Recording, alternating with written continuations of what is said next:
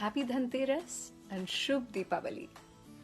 अगर आपको लगता है कि धनतेरस पर आपको ढेर सारा सोना खरीदना है, गाड़ियां खरीदनी है, then you're absolutely wrong. Dhanteras has nothing to do with buying gold, jewelry or cars. Sorry jewelers, sorry car companies.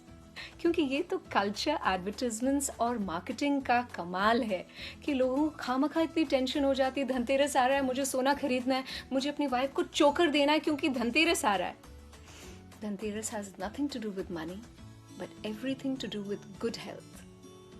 आज के दिन देव धन्वंतरी, जो आयुर्वेदा और अच्छी सेहत के गुरु माने जाते थे, उनकी पूजा और आराधना की जाती थी।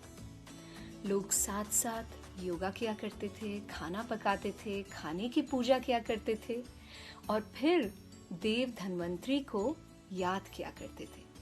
तो चलिए हम भी योगा करते हैं, साथ साथ खाना पकाते हैं, देव धन्वंतरी को याद करते हैं।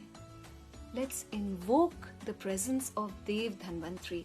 Let's mindfully meditate over the beautiful star sign that he holds. May the energy and the magical blessings flow into our food, and through that flow into our bodies, and may we all be blessed with good health. Once we have good health, we will be blessed emotionally, mentally and spiritually. उसके बाद financial blessings आ जाएंगी.